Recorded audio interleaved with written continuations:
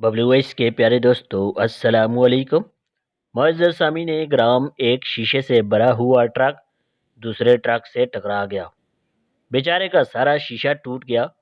कसूरवार यानी दूसरा ट्रक ड्राइवर हस्बे मामूल भाग गया और जिसका शीशे का नुकसान हुआ था, फुटपाथ पे सर पकड़ कर बैठ गया कि मालिक को क्या जवाब दूंगा। लोग उसके इर्द गिर्द खड़े हो गए और तसल्ली देने लगे।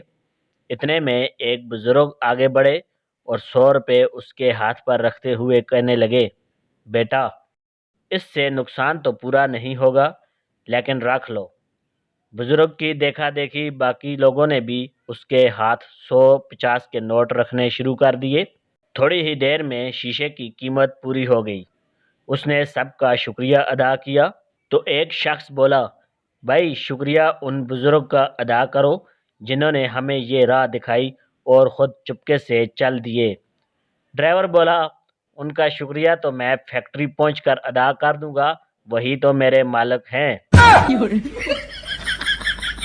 बबलू वॉइस के प्यारे दोस्तों, एक बेगम साहिबा गर्मियों की छुट्टियों में बच्चों को लेकर मैके चली गई और रोज शाम को फोन करके शोहर से पूछती, कहाँ हैं आप।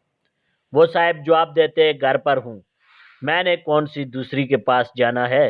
बेगम कहती, घर का जूसर चला कर दिखाएं। शोर उठकर जूसर चला देता।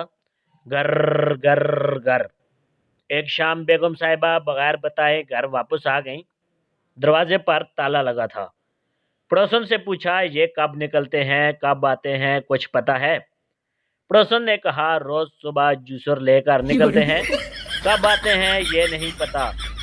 उसके बाद शोहर का जूस बन गया।